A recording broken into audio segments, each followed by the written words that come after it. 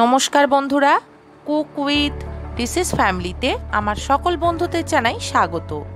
বন্ধুরা, আজ আপনাদের সঙ্গে চটজলদি বানিয়ে নেওয়া যায় এমন একটি রেসিপি শেয়ার করে নেব।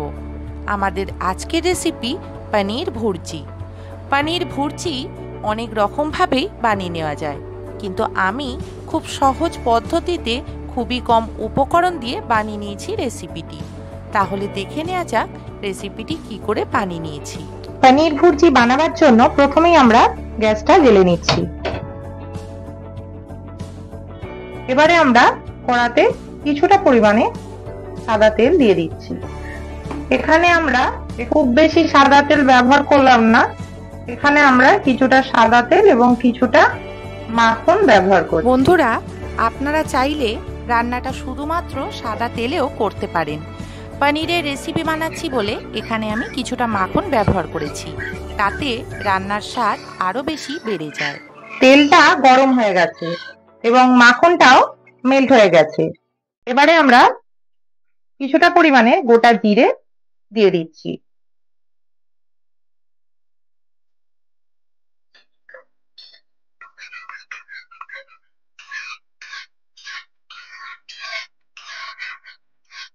জিরেটা হালকা একটু ভেজে নেব।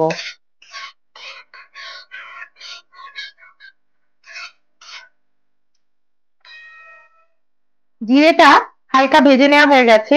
এবারে আমরা কুচি করে নেওয়া আদাটা দিয়ে দেব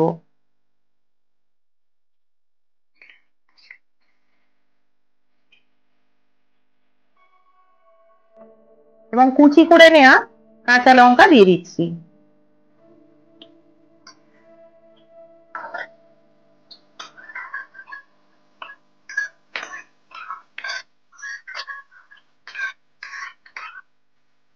আদাটা আর কাঁচা লঙ্কাটা হালকা ভেজে নেওয়া হয়ে গেছে। এবারে আমরা কুচি করে কেটে নেওয়া টমেটোটা দিয়ে দেব।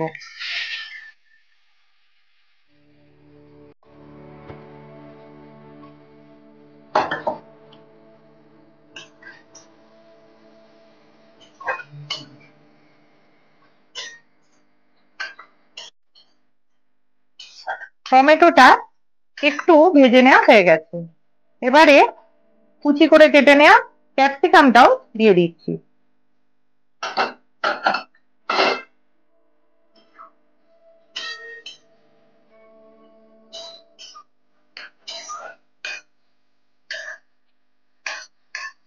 টমেটো এবং ক্যাপসিকামটা খুব ভালোভাবে নেড়ে চেড়ে নিচ্ছি।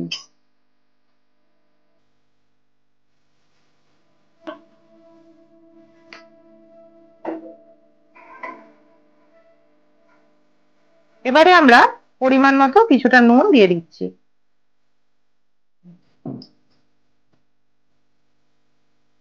পরিমাণ মতো হলুদ গুঁড়ো দিয়ে দিচ্ছি।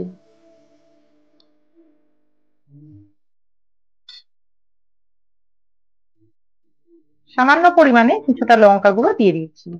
বন্ধুরা, ঝালটা অবশ্যই আপনারা আপনাদের স্বাদ অনুযায়ী ব্যবহার করবেন। এবারে সমস্ত মশলাগুলো টমেটো এবং ক্যাপসিকামের সঙ্গে নেড়ে চেড়ে মিশিয়ে নিচ্ছি।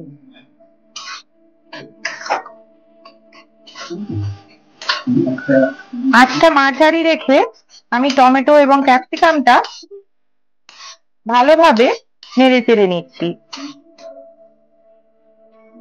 এবারে আমরা পরিমাণ মতো কিছুটা ধনে গুঁড়ো দিয়ে দিচ্ছি।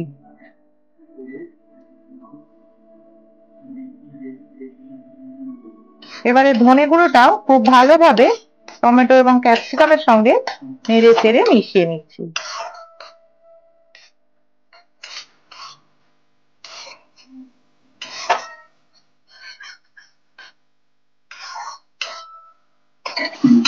দেখুন বন্ধুরা, টমেটোটা খুব ভালোভাবে নরম হয়ে গেছে। এবারে আমরা পনিরটা দিয়ে দেব।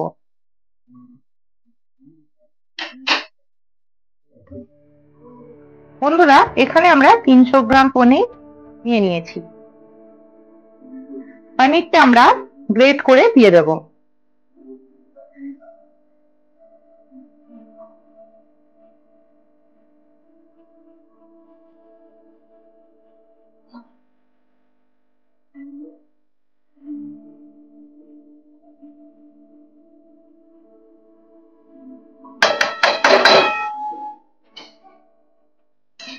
এবারে পনিরটা মশলাটার সঙ্গে খুব ভালোভাবে নেড়ে চেড়ে মিশিয়ে নেব।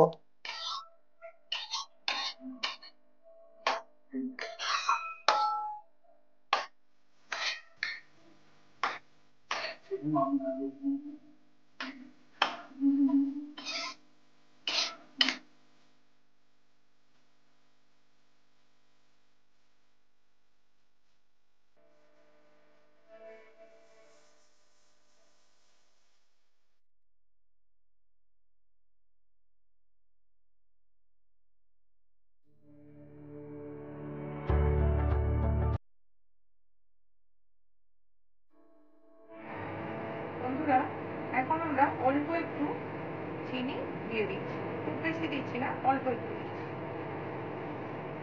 চিনিটা খুব ভালো করে পনিরের সঙ্গে নেড়ে চেড়ে মিশিয়ে নিচ্ছি। বন্ধুরা, আমাদের পনির ভুর্জি তৈরি হয়ে গেছে। এবারে সবশেষে আমরা একটু ড্রাই রোস্ট করে নেওয়া কসুরি মেথি সাথে গুঁড়ো করে দিয়ে দেব।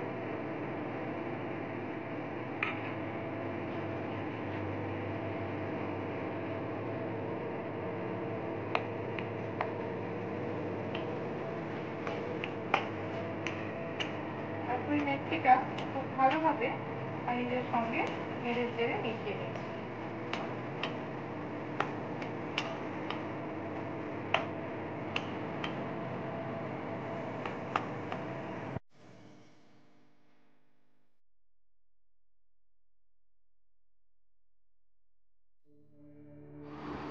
পনির ভুর্জি তৈরি হয়ে গেছে। বন্ধুরা, রেসিপিটি কতটা কম সময়ে এবং কম উপকরণ দিয়ে বানিয়ে নিয়েছি দেখতেই পেলেন। রেসিপিটি যে কোনো রুটি বা পরোটার সঙ্গে খেতে খুবই ভালো লাগে। বন্ধুরা, এই রেসিপিটি এইভাবেই আপনারাও আপনাদের বাড়িতে বানিয়ে দেখবেন। রেসিপিটি ভালো লাগলে ভিডিওটিকে লাইক এবং শেয়ার করবেন। আরও নতুন নতুন রেসিপি পেতে আমাদের এই চ্যানেলটির পাশে থাকবেন। আমার সকল বন্ধুরা ভালো থাকবেন, সুস্থ থাকবেন। নমস্কার।